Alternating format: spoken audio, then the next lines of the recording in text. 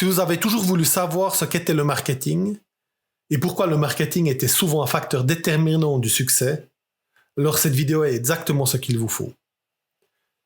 Je vais vous parler de ce qu'est le marketing, de ce qu'il n'est pas, et je vais vous expliquer de quoi il est composé et pourquoi il est important pour vous d'avoir un minimum de notions de marketing.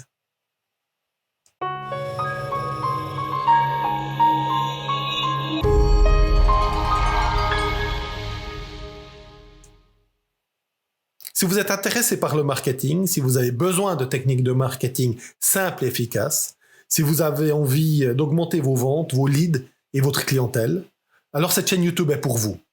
Cliquez sur le pouce levé pour nous montrer que ça vous intéresse. Cliquez sur le bouton rouge s'abonner pour vous abonner à la chaîne et voir toutes nos techniques.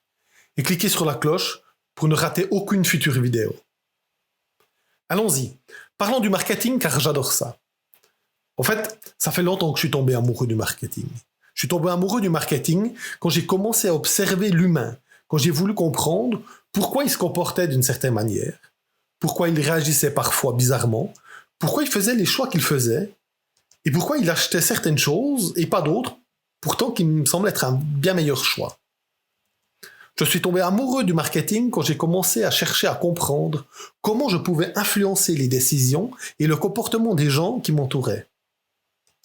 Que vous êtes commerçant, responsable d'une PME ou un simple kidam, le marketing est partout.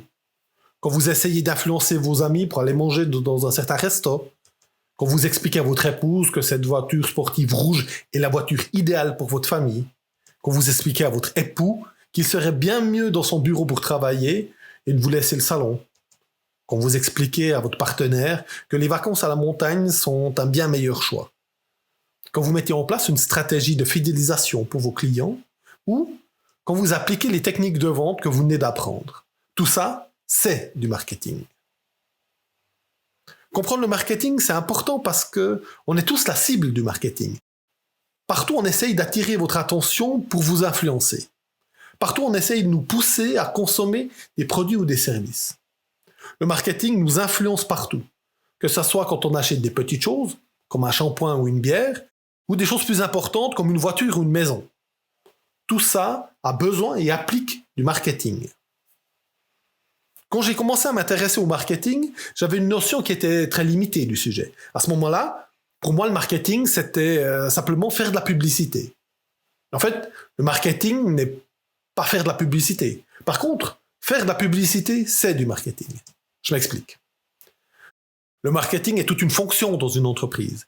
Et la publicité n'est qu'une partie du marketing, comme d'autres. Par exemple, les relations publiques, les études de marché, la fidélisation de la clientèle, le marketing SEO, donc l'optimisation de l'index des moteurs de recherche, le pricing et l'analyse de prix qui va avec, le copywriting, c'est l'art d'écrire des messages publicitaires, le marketing direct, ou en anglais le direct response marketing, le brand marketing, où on ne vend plus un produit mais une marque, et le social media marketing, où on utilise finalement les médias sociaux, etc.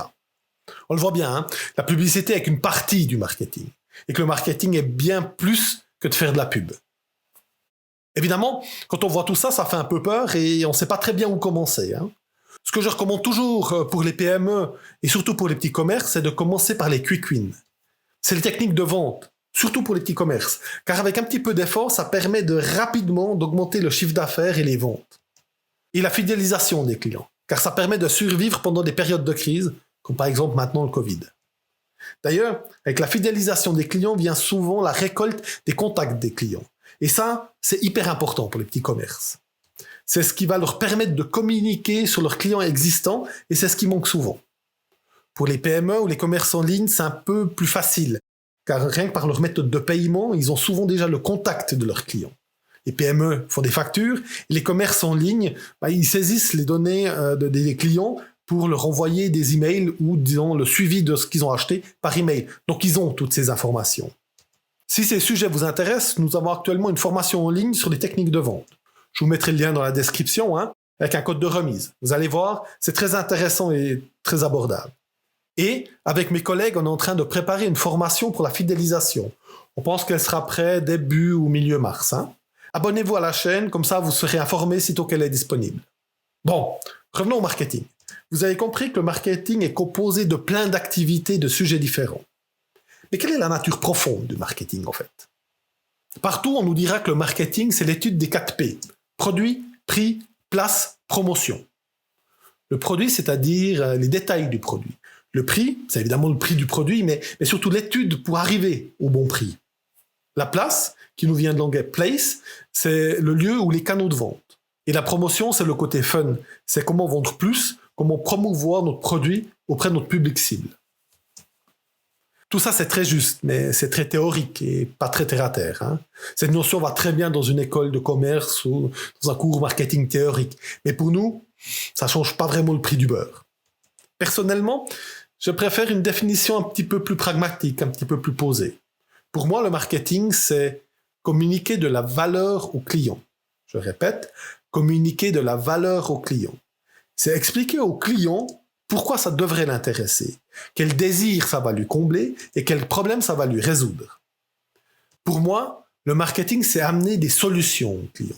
C'est définir clairement des produits et des services et de les présenter de telle manière que le client comprenne facilement les problèmes que ça va lui résoudre ou les désirs que ça va lui combler.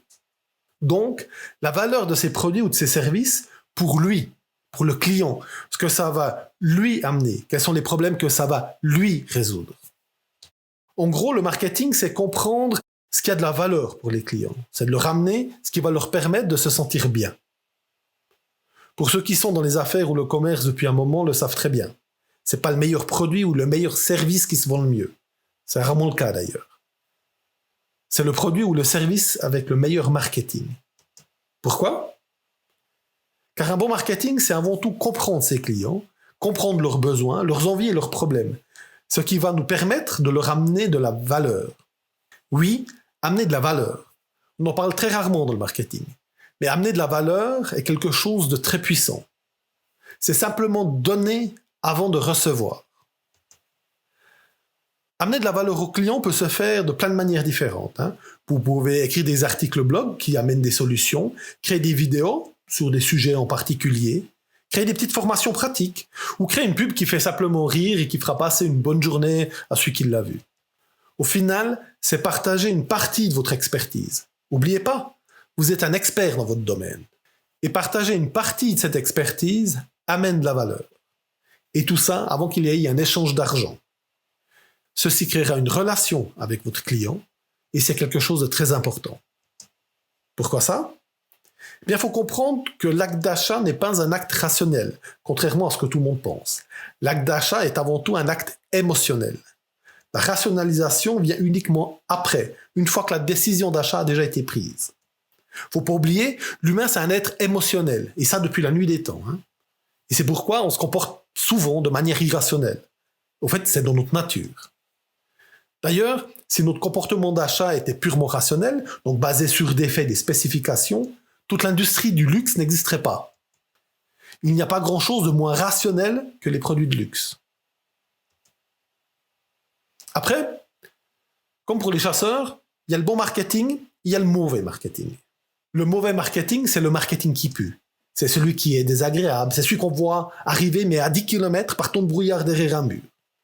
C'est quand on essaye de nous vendre à grands coups de pub un produit qui sert à rien pour un prix débile. C'est quand on essaye de nous faire croire que c'est une action spéciale, mais qu'au final, elle finit jamais cette action spéciale. Vous savez, on a déjà vu sur ces sites internet ce compteur qui dit attention, ce prix n'est valable plus que tant d'heures. En fait, quand on regarde, quand on recharge le site, quand on vire les cookies, en fait, ce compteur, il se remet là où il était, puis en fait, il finit jamais. Donc, on voit que c'est artificiel. Le mauvais marketing, c'est exactement ça. Le bon marketing, par contre, c'est pas prendre le client pour un con, mais c'est d'amener de la valeur au client. C'est un marketing qui permet au client de faire le bon choix. C'est un marketing qui permet au client de se sentir bien. C'est un marketing qui permet de résoudre des problèmes et de combler des désirs. Maintenant, posez-vous quel type de marketing vous désirez mettre en place dans votre entreprise ou votre commerce. Si c'est un mauvais marketing qui va abuser du client, eh bien mes collègues et moi, on n'a pas vraiment envie de vous aider. Par contre, si vous décidez d'un marketing constructif qui apporte de la valeur à vos clients, qui l'achètent ou non, eh bien là, on peut vous aider. Si vous avez un budget marketing, contactez-nous. On regardera ensemble ce qu'on peut faire, ce qui est possible. Ou du moins, contacter un de nos concurrents qui est proche de chez vous, qui pourra aussi vous aider. Alors, si vous n'avez pas de budget marketing, car oui, bon, la période est dure, on le sait très bien, hein, je le comprends très bien, eh bien on peut toujours vous aider. Déjà, abonnez-vous à cette chaîne YouTube, hein, je partage régulièrement des astuces et des stratégies marketing ici, et ça coûte rien. Ensuite, spécialement pour cette période difficile, on a créé des formations en ligne, vraiment pas chères. Et on va continuer de produire, car à mon avis, jamais un commerce ou une entreprise avait autant besoin d'un bon marketing. Et que c'est maintenant que les affaires sont plus calmes, malheureusement, qu'une entreprise a le temps de s'en occuper. Mais qu'en même temps, il n'y a jamais eu autant peu de moyens pour le faire. Je pense sincèrement que nos formations sont un bon moyen pour aider nos clients et d'autres entreprises pendant cette période pénible. Allez voir les liens vers nos formations dans la description. Il y a probablement une formation pour vous et vous allez voir, c'est vraiment abordable. Je vous souhaite tout de bon. Prenez soin de vous et des vôtres.